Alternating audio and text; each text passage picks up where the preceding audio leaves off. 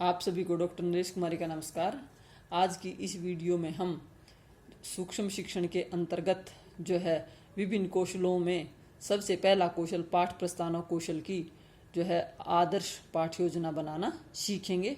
और मैं आशा करती हूँ कि आप अंत तक इस वीडियो को ध्यानपूर्वक देखेंगे और सुनेंगे और सभी जो है स्तरों के जो है छात्र अध्यापक इससे लाभान्वित होंगे।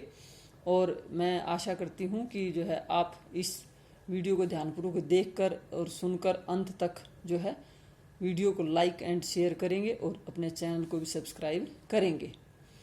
देखिए, मैंने इससे पहले वाली वीडियो में जो है पाठ प्रस्तावना कौशल के विभिन्न घटकों के सिद्धांतों की जो है व्याख्या की थी और मैंने उसको अंग्रेजी और हिंदी दोनों जो है भाषाओं में उसका जो वर्णन किया था। आज मैं जो है और मैंने एक दैनिक पाठ्य योजना जो वास्तविक रियल शिक्षण की जो पाठ्य योजना थी, इकाई पाठ्य योजना वो मैंने बनाकर बताई थी। आज ये सूक्ष्म शिक्षण की पाठ्य योजना उससे अलग बनती है, उसके विषय में मैं ये बता रही हूँ कि देखिए इसमें किस तरह से बनाया जाता है। आप ध्यान रखें कि सभी विषयों के छात्र जो है इसी तरह से जो है नमूना तैयार करेंगे पाठ्य योजना का। सिर्फ उनकी विषय वस्तु अपने विषय से संबंधित होगी और प्रारूप सारा यूं ही रहेगा। आज मैं ये गणित विषय की बना के दिखा रही हूँ। यहाँ लिखेंगे सभी छात्र अध्यापक अपना अनुक्रमांक, विषय और उप विषय, और यहाँ जो है दिनांक, अवधि और कक्षा। अब अवधि ये देखो, जो दैनिक पाठ्य योजना थी उसमें अवधि 30 से 35 मिनट कालांश जो होता था, यहाँ 5 से 6 मिनट की, क्योंकि ये 5-6 मिनट में ही जो है पूरी होती है। जो मैंने उसके सोपान बताए थे सूक्ष्म शिक्षण के कि ये केवल 36 मिनट के सर्कल में ही सारी चीज़ें होती हैं, री टीच, री प्लेन, सो एंड सो, जो मैंने पहले बातें बताई थी। अब देखिए यहाँ हम इस तरह से ये एक तालिका बना लेते हैं। यहाँ छात्र अध्यापिकाएँ, अध्यापक क्रियाएँ, पीपल टीचर्स जो एक्टिविटी, और यहाँ छात्र क्रियाएं स्टूडेंट एक्टिविटी, और यहाँ पर प्रयुक्त घटक कंपोनेंट यूज्ड। अब जो है यहाँ देखिए छात्र अध्यापिका चाक बोर्ड पर एक सरल रेखा जो बनाकर पूछती है, ये इस तरह से दो बिंदुओं को मिलाने वाली या बस इस प्रकार की आकृति को गणित में क्या कहते हैं? तो बच्चे उत्तर देते हैं सरल रेखा। तो ये मैंने कौन से घटक का प्रयोग किया कि बच्चे इससे पहले कुछ जानकारी रखते हैं गणित की रेखाओं के विषय में। तो मैंने अब इस कौशल का उद्देश्य ही क्या है? पूर्व ज्ञान को, बच्चों के पुराने ज्ञान को नए ज्ञान से जोड़ना। अब यहाँ मैंने पूर्व अनुभवों का प्रयोग किया बच्चों का।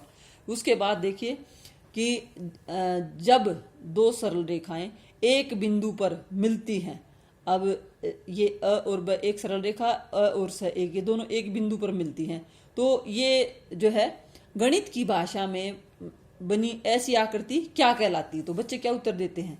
ये कोण बन गए ना इस तरह से, तो इसको क्या कहें? कोण। तो उचित प्रविधि एवं तकनीकी का प्रयोग, मैंने बताया था कि उचित प्रविधि में स्टोरी टेलिंग मेथड, दृश्य श्रव्य सामग्री का प्रयोग, प्रश्न पूछकर, तो ये अध्यापिका कर रही है, चॉक बोर्ड का प्रयोग भी कर रही है, दिखा भी रही है, बच्चों से प्रश्न भी पूछ रही है, तो ये उचित प्रविधि एवं तकनीक का प्रयोग कर रही है। अब आगे बात करते हैं कि देखिए अ और ब और स, ये आकृति को हम क्या कहते हैं गणित में? बच्चे क्या उत्तर देते हैं? त्रिभुज। तो ये क्या हो गई? सततता, निरंतरता, कंटिन्यूटी। तो इसमें क्या है कि हम जो टॉपिक मैंने शुरू किया उसी से संबंधित मैं आगे जो है चल रही हूँ, इसी को पूर्व ज्ञान को आगे बढ़ाती चल रही हूँ और विषय से जुड़ी हुई हूँ, निरंतरता लगातार पूछती जा रही हूँ। उसके बाद जो है ये कहेंगे कि कोणों के आधार पर जो है त्रिभुज में कितने कोण होते हैं? तो बच्चे उत्तर देते हैं 3। अब आगे पूछता है, ये सततता ही जारी है, निरंतरता आगे बढ़ती जा रही हूँ। अब मैं कहती हूँ कि इस त्रिभुज में अ ब स किस प्रकार की त्रिभुज है? ये अ ब स, तो इसको हम क्या कहेंगे? बच्चे उत्तर देते हैं समकोण त्रिभुज। फिर आगे प्रश्न पूछती है त्रिभुज अ ब स में जो है भुजा ब स, ब और स क्या है? तो बच्चों ने बताया ये क्या कहलाता है? आधार। तो उत्तर देते हैं आधार। कंटिन्यूटी चल रही है। अब धीरे धीरे हम कह रहे हैं, देखो त्रिभुज अ ब स में अ ब क्या कहलाता है, तो इसको क्या बच्चे उत्तर क्या देते हैं कि लंब। उसके बाद परपेंडिकुलर जिसको बोलते हैं ये बेस है। और फिर यहाँ ये क्या चल रहा है, कौन से घटक का प्रयोग कर रही हूं मैं, रुचि एवं अभिप्रेरणा बनाना, क्योंकि मैंने ये प्रश्न पूछ के बच्चों को ने थोड़ा थोड़ा बच्चे उत्तर देते जा रहे हैं, तो बच्चों का इंटरेस्ट बनता जा रहा है टॉपिक में। तो रुचि एवं अभिप्रेरणा का प्रयोग, अब मैंने इतने घटकों का प्रयोग किया। अब मैं कहती हूँ कि त्रिभुज अबस का क्षेत्रफल कितना होता है। अब बच्चों को यह पता नहीं, यहाँ कोई प्रतिक्रिया नहीं देते, तो अब ये समस्यात्मक प्रश्न आ गया अंत में। अब हम पूछते हैं, देखो यहाँ छात्र अध्यापिका अनाउंसमेंट कर देगी, अच्छा बच्चों आज हम समकोण त्रिभुज का क्षेत्रफल ज्ञात करने का सूत्र जो है पढ़ेंगे।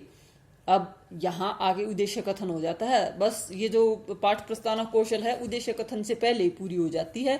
और तब यहाँ मैंने दैनिक पाठ योजना बनाते वक्त कहा था कि उपविषय कब भरा जाता है, जब ये अनाउंसमेंट कर देती है, तब यहाँ लिखती है समकोण त्रिभुज।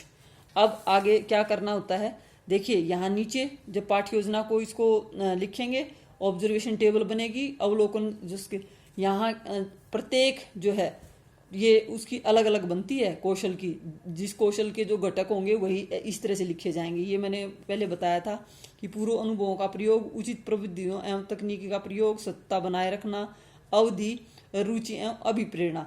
अवधि का भी मैंने देखो प्रयोग किया है कि मैं 5 मिनट में इस पूरी पाठ्य योजना को मैंने पढ़ा दिया, जैसे मैंने इसको बनाना शुरू किया। समय सीमा का ध्यान रखें। और फिर ये जो है रेटिंग स्केल 1 2 3 4 5 जो है इस तरह से प्रत्येक उसके सामने ये लिखेंगे। और फिर यहाँ टेलीज हाँ ना ये, और इसके नीचे क्या लिखा जाता है, निरीक्षक हस्ताक्षर। और रेटिंग स्केल में अध्यापक जो है, जो निरीक्षक अध्यापक पीछे बैठेगा, क्योंकि माइक्रो स्केल सूक्ष्म शिक्षण में आपको पता है आपकी कक्षा के ही जो है छात्र अध्यापक होते हैं, और ये महाविद्यालय के अंदर ही जो है पूरी होती है। आपके साथी बैठे रहते हैं 4-5 और वो भी देखते रहते हैं। और नीचे कई बार जो है अध्यापक कोई सुझाव या छात्रों से सुझाव मांगे जाते हैं, सुझाव यहाँ लिखे नीचे, इससे नीचे। और ये ध्यान रहे मैंने तो सिर्फ ये आपको दिखाने के लिए इस स्पेस में इसको बनाया है, आप इसको आपकी उत्तर पुस्तिकाओं में जितना स्पेस दिया गया है उसमें तैयार करेंगे। और मैं आशा करती हूँ कि अब आप इस पाठ्य योजना से लाभान्वित होंगे और इसको अपनी उत्तर पुस्तिकाओं में, और सभी विषयों के बच्चे जो है इसको सिर्फ ये विषय वस्तु परिवर्तित हो जाएगी, और नहीं तो प्रारूप इस तरह से ही तैयार करेंगे। और मेरी जो है अगली वीडियो में हम दूसरे जो है कौशल के विषय में जो है पढ़ेंगे, उसके घटकों के बारे में सैद्धांतिक व्याख्या करेंगे और फिर उसकी पाठ्य योजना बनाना सीखेंगे। आज के लिए इतना ही काफ़ी। नमस्कार। और चैनल को अवश्य सब्सक्राइब करें और लाइक एंड शेयर करें ज़्यादा से ज़्यादा। धन्यवाद।